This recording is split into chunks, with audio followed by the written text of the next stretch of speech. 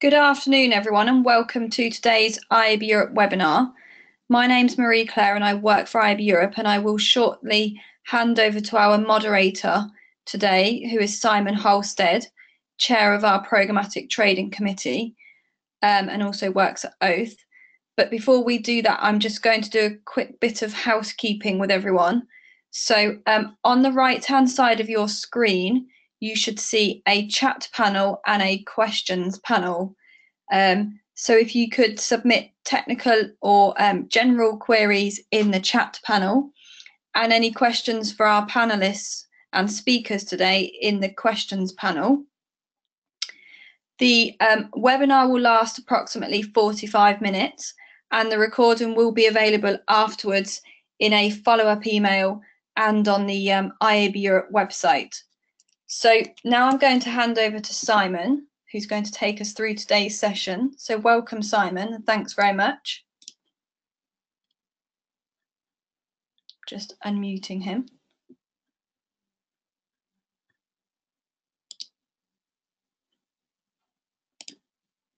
Hello, hi guys, can you hear me? Yes, we can. Hi. Hi, so thank you, Marie-Claire, and thank you everyone for joining. I especially want to thank the panelists who we'll speak about in a little while, but I'm very, very pleased to welcome Rachel Arch, who's Head of Programmatic and Business Development for the UK for Teeds, Catherine Schlieblen, who's Senior Director, Publishers, Northern Europe for AppNexus, and Bill Krumperman from the advertising platform marketplaces at Shipstead, and we'll come to those guys in a second. This is an opportunity for us to talk about the IAB transparency guide and work through how that guide's been produced, what's available and how it's used, and then have a discussion around those topics with the panelists. So without ado, I'm going to pass over to Rachel, who's going to take us through a few slides. And after that, we'll go through a couple of pre-structured questions. And then if there are any questions people would like to add, please do type into the panel and we'll work through those as we go. So I'll hand over to Rachel, and thank you very much, Rachel. Thank you, and hello everybody. So I'm just going to kick off the presentation. So we need better advertising to drive growth, enabled by media transparency to drive a clean and productive media supply chain. And that was a quote from Mark Pritchard, the Chief Brand Officer at P&G. And it is amazing how many supply sources continue to be guarded on what inventory they have, the performance, and the cost of that inventory. The market is catching up and demanding more on all aspects of the digital advertising funnel, in particular, the supply sources. So we'll talk more about in the up and coming slides about some of the latest initiatives that we're pushing sort of for massive and intermediate change. Next slide, please. The guide provides questions for each stakeholder category to be asked at different stages of the supply chain. The IAB Europe Transparency Working Group was formed earlier this year in response to the advertisers' demand for a swift, transformational change in accountability and transparency. The group, which was formed by representatives from both the buy side and the sell side, have developed a guidance for the first steps in the driving of transparency within the digital advertising supply chain. In the initial pivot of the web, you can choose where you sit as a stakeholder, then dive deeper into 3 sections: data, cost fees, and inventory source. For data, we listed out what questions a buyer, that's the advertiser or the agency, would ask a DMP or a data provider, or buyer to the supply. For the cost, we would take a deeper dive into looking at the buyer to the DMP or the buyer to the DSP on what fees they are charging for and how transparent they are. Then lastly, on the inventory source section, we dig into questions that the buyers may have that they might ask their DSPs in terms of how they're transacting on the supply, the auction mechanics, the transparency of the sites and the apps, and also a deep dive into video-specific supply questions. Next slide, please.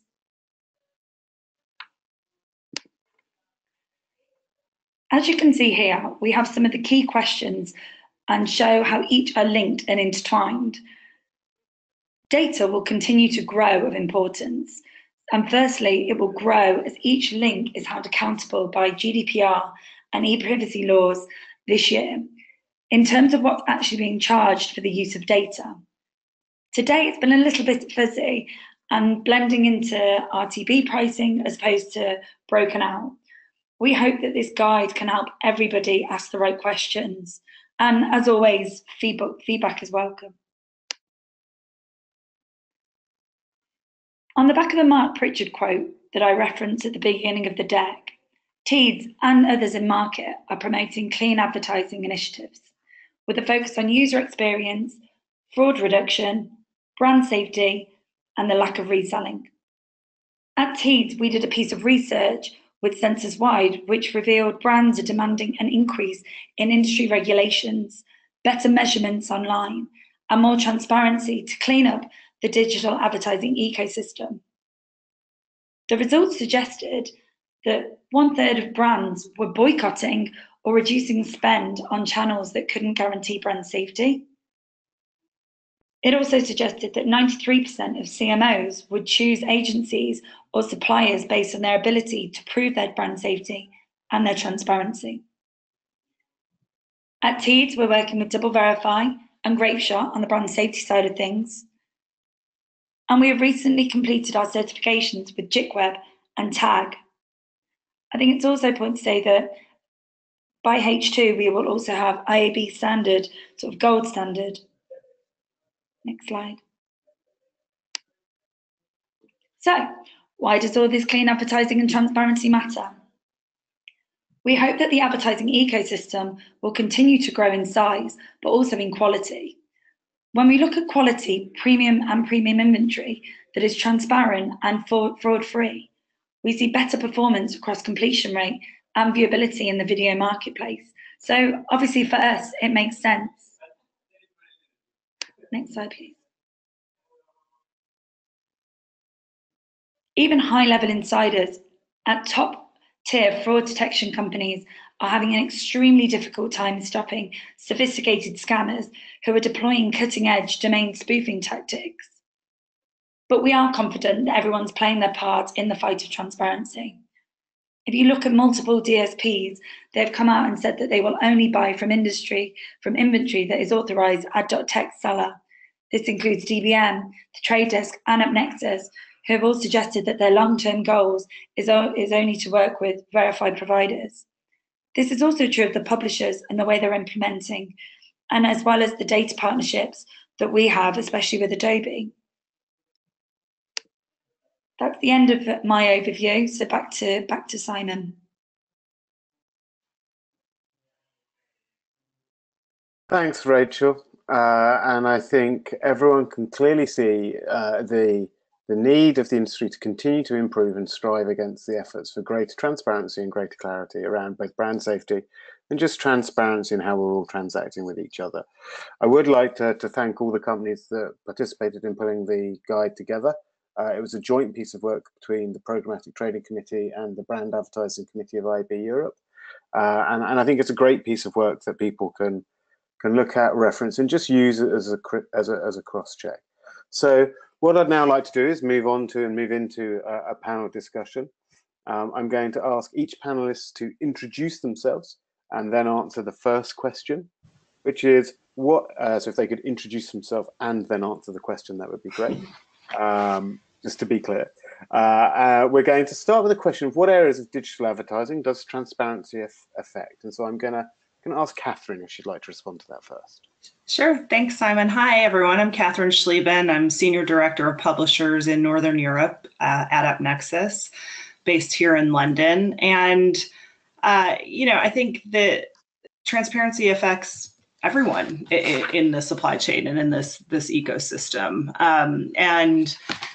The guide I think illustrates that really well by showing for each sort of stakeholder group the sorts of questions you should be asking of your partners if you're on that side of the equation, or the questions you should be prepared to answer if you are the the partner or supplier that's working with brands and buyers.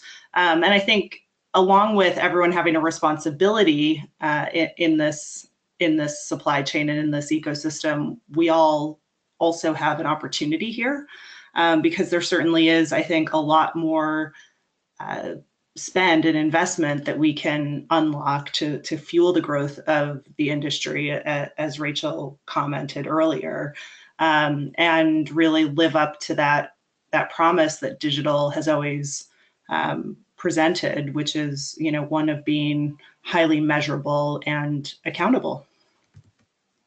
Thanks, Catherine. And I'd like to ask Bill for his view from a Schibsted perspective. Excuse me. Hi, everybody. Thanks for having me. No, from our perspective, transparency is key to doing business, and we've always pushed to be as transparent as possible with the different partners, and especially with the advertisers and agencies. And again, I mean, just kind of reinforcing what Catherine just said. This guide, I mean, there was lots of issues that I knew, existed, but for example, I didn't think of before, and I just think it's really, a really good piece of work to kind of have this in a standard and a framework for me. I think it's just it's a really good example of how to approach different issues that we have in the industry. So, I mean, it's totally welcome within the Schibsted organization, and I'm sure if anyone's from Schibsted is listening to this, I mean, and haven't already seen the guide, well, I hope they'll have a look and apply the practices. So I think it's really a good piece of work again.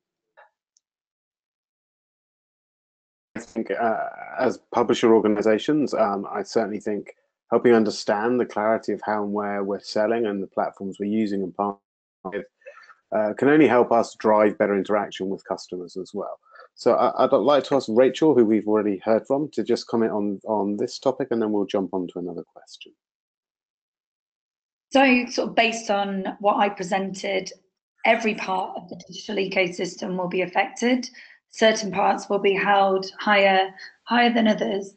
From a Teads perspective, it's sort of in particular focused with the supply, but with the introduction of ad.text and clearing price auctions, then I think that's where we will see how we're affected mostly. Thanks, Rachel. And I think ads.text is fantastic. I'm certainly going to talk a little bit more about that. And as per your presentation, we're seeing that change from some buy-side platforms in how they're decisioning and how they're going to make buys, and the eventually they're going to buy and listen from. So I think that raises the question quite nicely. Is transparency really just a buy-side issue, or does it affect publishers? Does it affect data providers? Who does it affect in the industry? And so I'm going to jump to Bill for that question.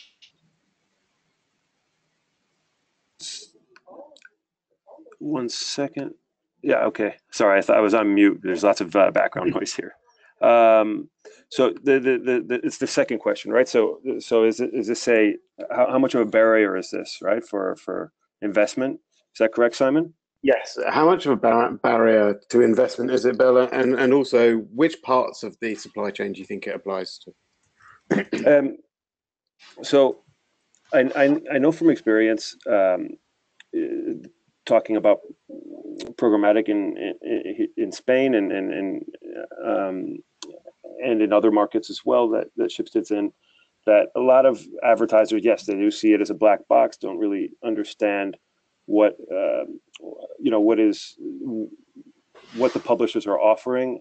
Now, is that that's really our job as from a sales point of view, to kind of communicate what's out there, what's available. So, I mean, on a very, on a very superficial level, what we have to do is communicate what exactly we're selling in the right way. So, and then when we're working with our ad tech partners as a publisher, I mean, the asking what fees are involved, I mean, yes, there's always that discussion of the commercial agreement. So I mean, it affects the entire chain, and transparency is a huge issue, I think. I mean, apart from that, I mean, I know that all of the sites, all the countries that we're in, we're constantly trying to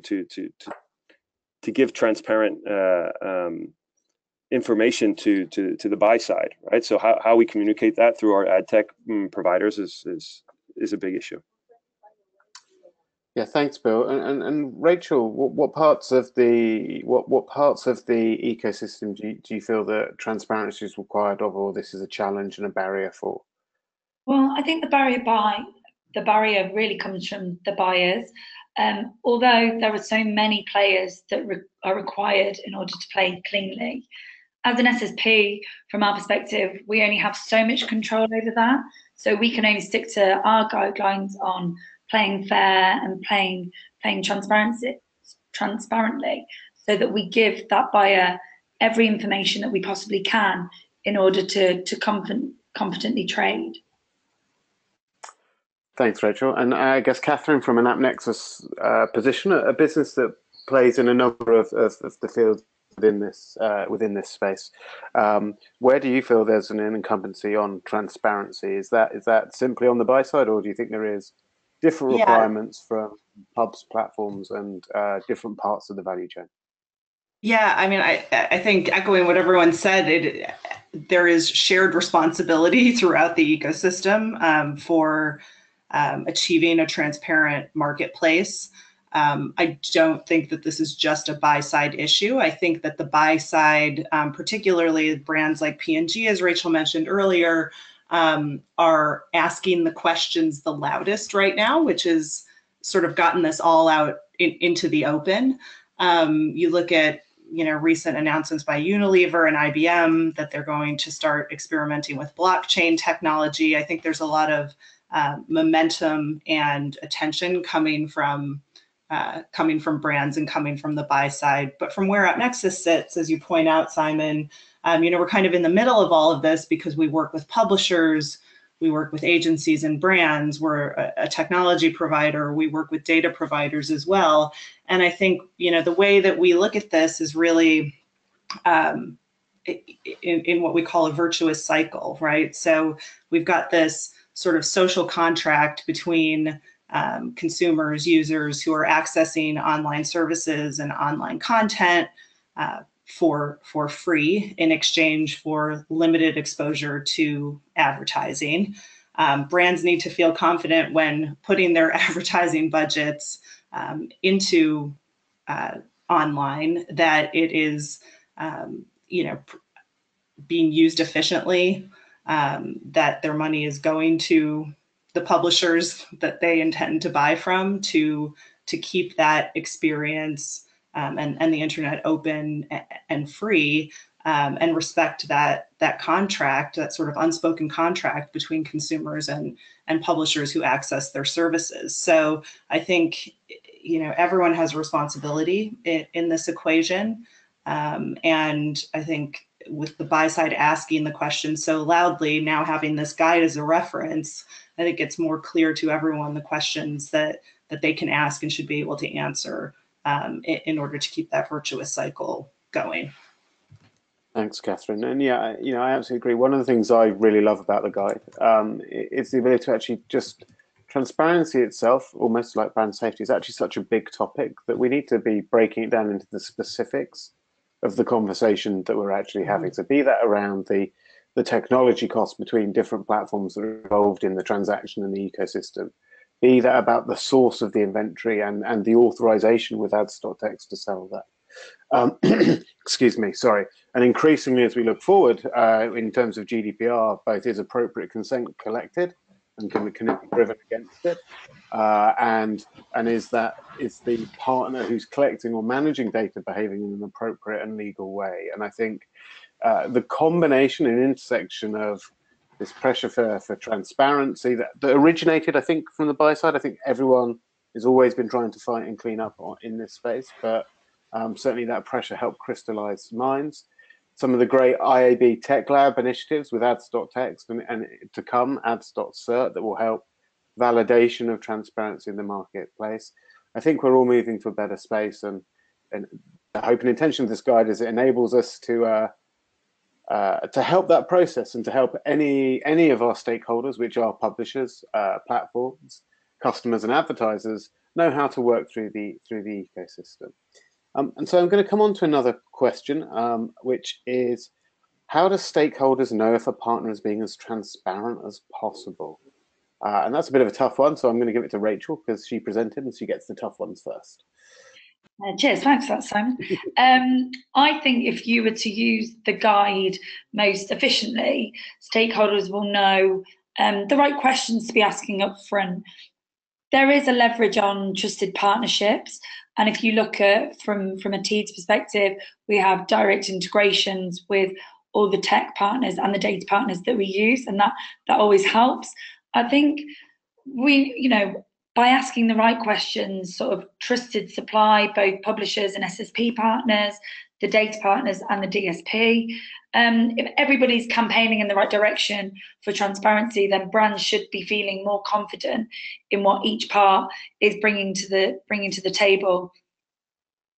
Yeah, absolutely, and I think it's a good combination of all of those things. It's actually how good is your partnership and trust with the person you're working with, and using the guide as a point of interrogation. Yeah. Catherine, Bill, I don't know if you've got anything you want to add to that as a question. Yeah, I think just in addition to the guide and asking the questions one-to-one, I would also say looking at what sort of signals your partners are putting out into the market. So what sort of outward expressions are they making about their support for initiatives like ads.txt?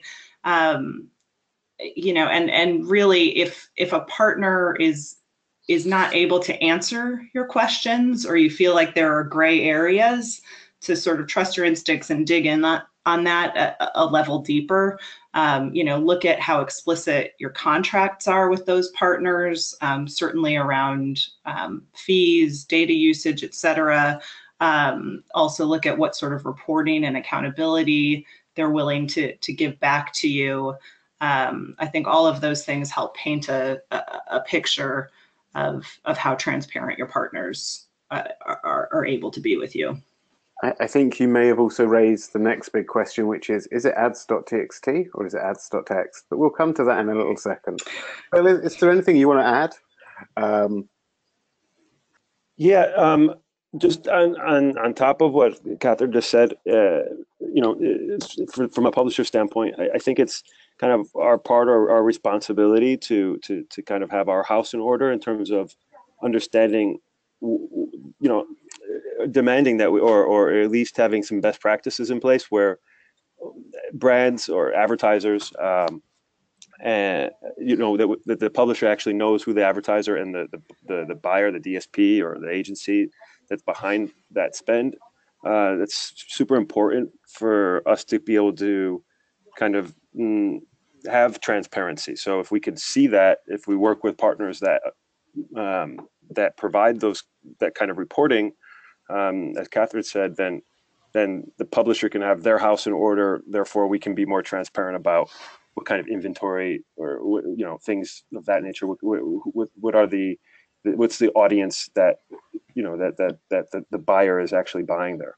So I think that's immensely important to kind of add or reinforce those connections. Thanks, Bill. And just as a shout out to the 108 people currently on the webinar, and we've got about 2 more pre-planned questions. So if there are any questions you want to ask in a Q&A, please use the question box in the GoToWebinar control panel. You should be able to submit your questions there, and hopefully we'll get to 1 or 2 of those in a little while. So, digital advertising is at a turning point. From the IAB and IHS research, MediaKit research, we see over half of European display ad revenue now being traded programmatically. With that in mind, how can stakeholders ensure transparency in the programmatic supply chain, and what IAB initiatives are supporting that?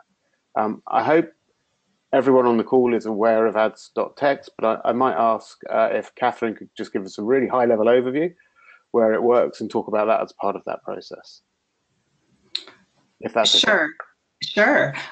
So we've seen great adoption of ads.text over the last few months, and certainly technology partners are making various moves, as Rachel outlined in her presentation, to ensure enforcement of that. And what it's really designed to do is to give publishers a mechanism for understanding and signaling who is approved to sell their inventory. So we've actually seen publishers, taking this really seriously, even going so far as to attempt the purchase of their own inventory to make sure that the implementation of this is working as they've intended it to. AppNexus has also several months ago released a validator tool that publishers can use to make sure that they've got their file set up correctly. So it's not just implementing, but making sure this is working as intended, so that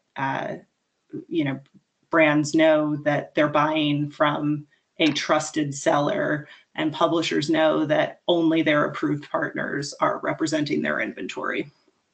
Yeah, and I think that the one very clear bit of guidance, I know that we, both as a supply platform, are giving our partners and as a publisher, now is the time to make certain that you have your file in place, that it's accurate, yes, that you validated it and you're working with it. Because I think, just to Rachel's presentation, we are going to see increased decisioning against those files, and it should be a positive. It should be a strong positive for publishers who are controlling who they are enabling to sell their inventory, and it should ensure that those returns are coming through the partners that they choose to work with. I don't know if Rachel or Bill have anything to just add in terms of what can stakeholders do to ensure transparency? Yeah, so I think it's a positive story, like you say, from a TEEDS perspective. We are 100% compliant to ad.text, and in the UK, 100% of our publishers that we work with have already implemented this correctly. We will be focusing on the next iteration of ad.text, which is ad.cert, which is aimed to help the supply chain further, and we plan to be quite an active partner in that. I think there's potential to be some limitations, as ad.cert requires programmatic 2.5, but from all the discussions that we're having already with our publishers, we're already seeing about 82% of publishers expect to have the same penetration as ad.text in ad.cert. Yeah, thanks, Rachel. I think ads.cert is certainly a great iteration. Sometimes it's actually important to remember that ads.text is a version 1.0, and if we think about OpenRTB as a protocol, that's been through multiple iterations, multiple reviews, and multiple progress. And so I think the transaction we're seeing with ads.text is just a great start, but it's great to see the whole industry looking forward to enforce and deepen that transparency and protection that's possible. Bill, I don't know if you have anything to add to this topic. No, nothing specifically. Shipstead is, I think, all but one of the sites that are in the group have implemented ads TXT, and so yeah, I mean, it's something we totally support. And I think it's a great thing to do is also just to check back that the file remains accurate, is up to date. Also, make certain that you are making good decisions about who you list into those files. So I think we're just, in terms of if anyone wants to post questions to the panel, we're down to my last pre-prepared question. And it's a toughie, so I'm going to just allow everyone to duke it out on this one and throw answers and feedback in. Do we think GDPR will have an impact on transparency? And just at this point, I, as chair of the IAB programmatic committee, would just reference everyone to looking at all the great work the IAB Europe has done in general around GDPR. There is a lot of information available via the website, and there have been a number of releases over the last week or so around the publishing of the IAB Europe GDPR transparency and consent framework. And I'd be interested to hear from the companies their view of that framework and how they think it can help the industry participate and work together. So with that, I'm going to throw the floor open to whoever wants to answer first. Sure, I'll go ahead.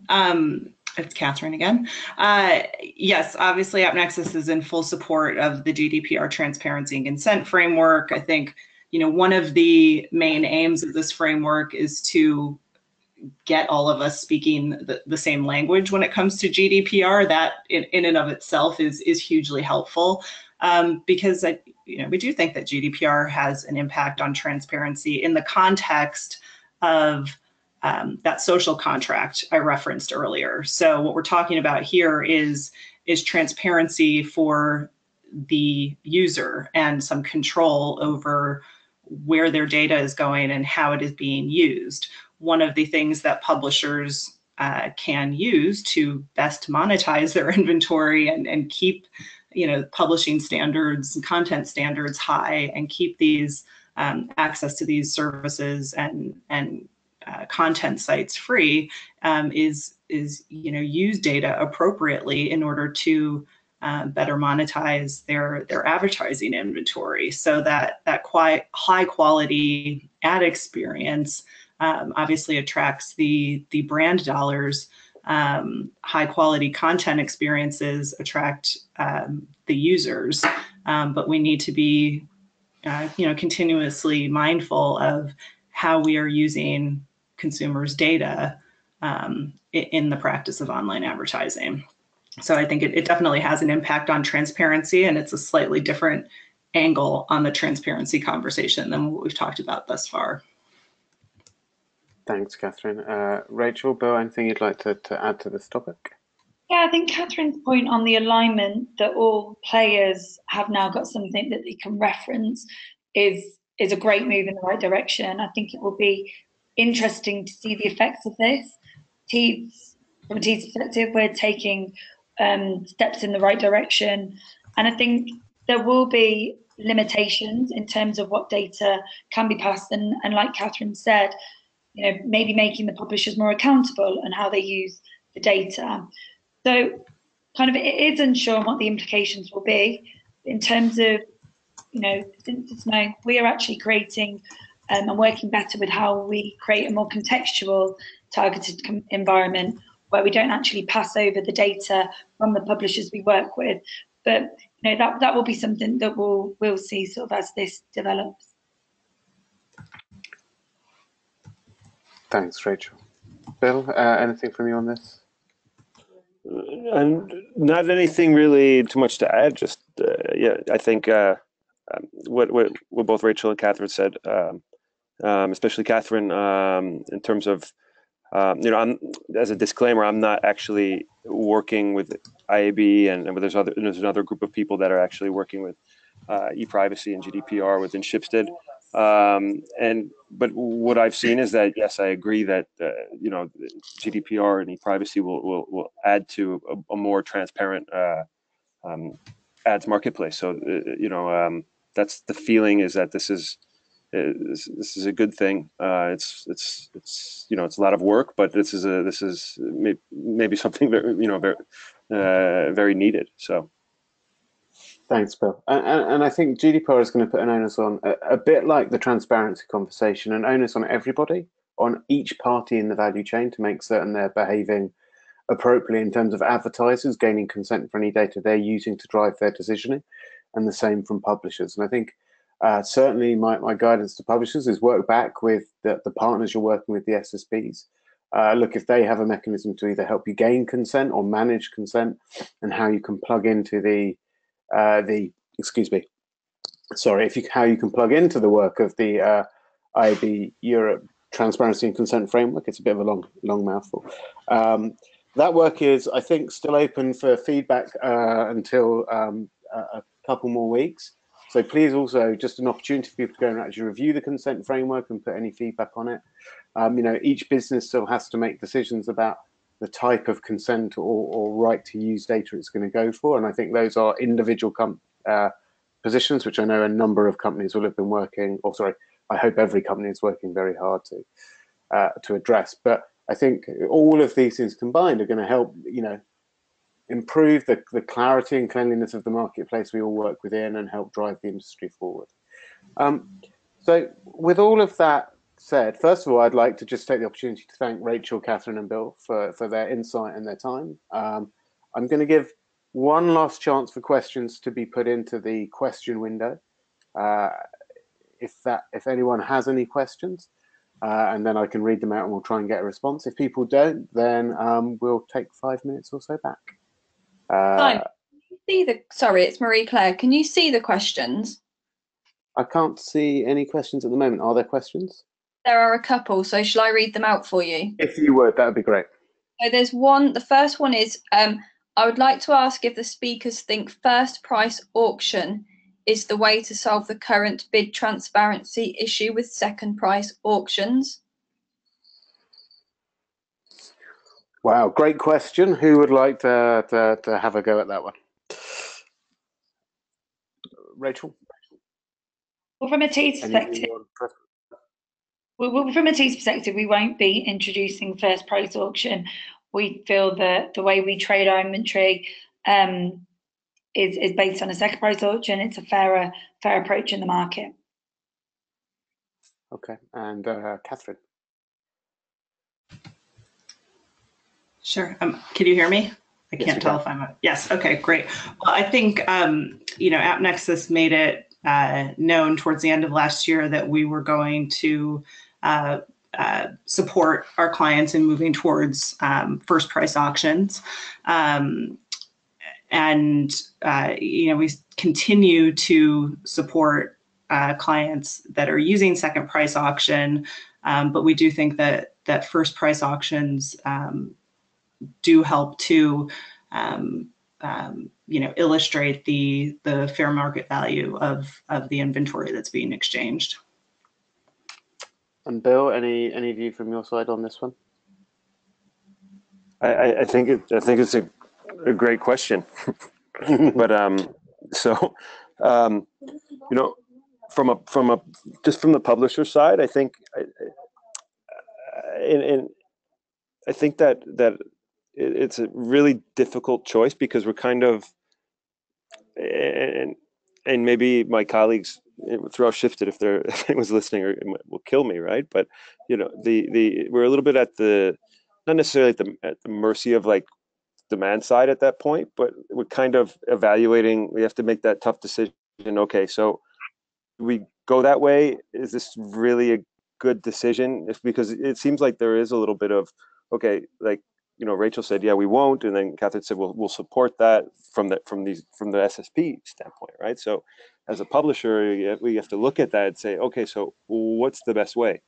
My opinion is that it makes a lot of sense, but I guess it's still kind of something that's very new, right? I mean, Catherine and Rachel, how long has this conversation been going on? For maybe 5 months, or has it been longer than that?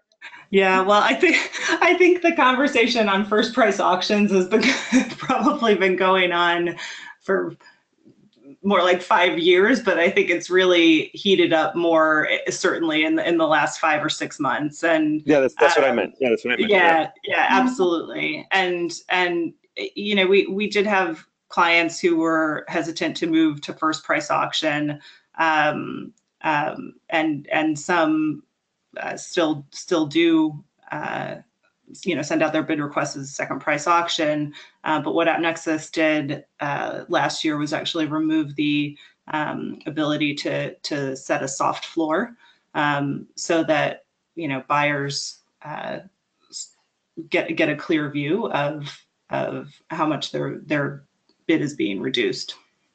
I think from our side, you've got the demands, and we are getting a lot of brands asking to work with a first price auction. But as an SSP, there's two sides to our business, and we have to lean on our product is ultimately the supply, and the feedback from the publisher side is that the reason why we were keeping on second price comes from them. It's a really interesting one. So I'm going to try and dodge the question, and I think the question there's a really interesting debate about first or second price auction, which in itself is a possible different webinar and maybe some different panelists as well with No disrespect to anyone. I'm pretty certain I wrote an article on this in about 2012 about first or second price and about price discovery. It's a really complex topic. Yeah. Actually, though, the question was, will first price help transparency? And I think the only thing that's important in that question is people being transparent about the auction they're in.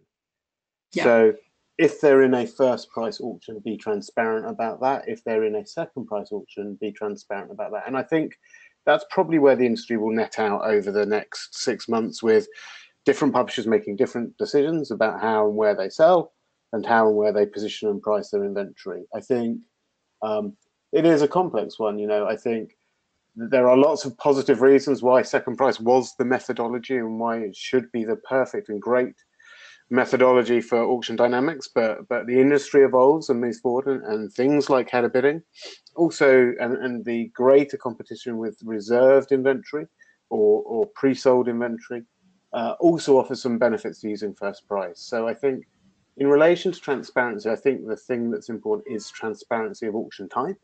I think in terms of first or second price auction, I'm happy to have that debate over pints with anybody anytime over the next 4 years, because I think it will go on for quite a long time.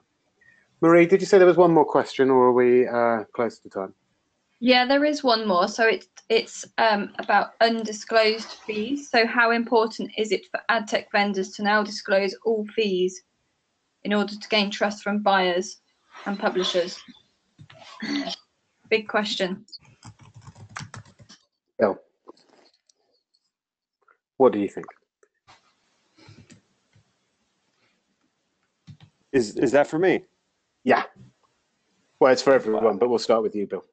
I like the tactic of kind of deflecting the question to the ad tech vendors, because I mean it's something that it would be really interesting. I mean, I think all publishers would love to have that.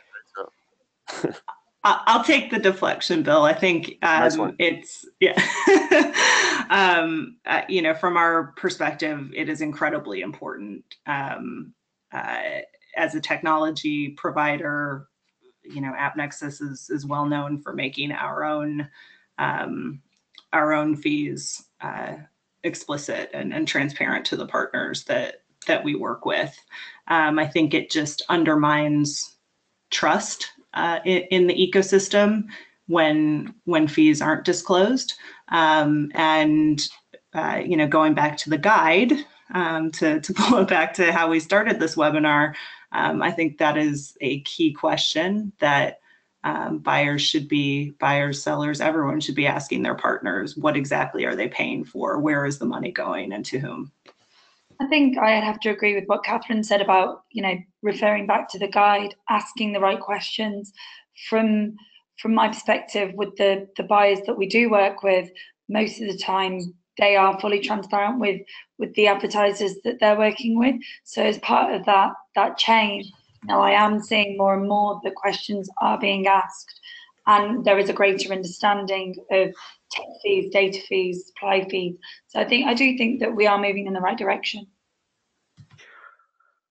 Thanks everyone for those answers. I think it's a great question, and I think increased transparency is absolutely the way forward. And I think using the guide as a way to ask those questions of your partners is exactly the right way to go forward as well in that space. And I think you know, I think the only other thing I'd add to that is making certain that we're respecting the people have between each other, and I think it's important to have transparency between contracting parties. I don't know whether that equates to transparency all the way through for everyone to have complete transparency of every single price point within the ecosystem. But certainly, I also think that's an industry move that is very much underway to just increase and greater transparency around fees and cost all the way through the ecosystem. So with that in mind, and assuming there are no more questions because I can't see any, but there may still be more, I'm going to again thank everybody for what I thought was a really good debate around transparency, and started to span into some other areas as well, which is great. Please do give us feedback on the webinar if it was useful, if there's more you'd like to see from these webinars. But more than anything, I'd like to thank Marie-Claire for organising, for Catherine, Bill and Rachel for participating, and Rachel especially for presenting. And now I'm going to do a little bit of shameless selling. So just so you know, we have a virtual programmatic day coming up on the 19th of April. It's about, I think, 3 hours long. We did one last year that was really super successful, had about 500 people join in. And so this year we split it into two, one in each half. So they're a little bit shorter. Hopefully people can join for longer in the time. It's going to be a great agenda. We're going to have lots of great companies participating and talking about some of those industry topics we talked on today. And thank you very much. Great. Thanks, All right, everyone. guys. Thank you, everybody. Have a great day. See you later. Thank you. Bye. Bye. Thanks, panelists. Bye-bye. Thank you.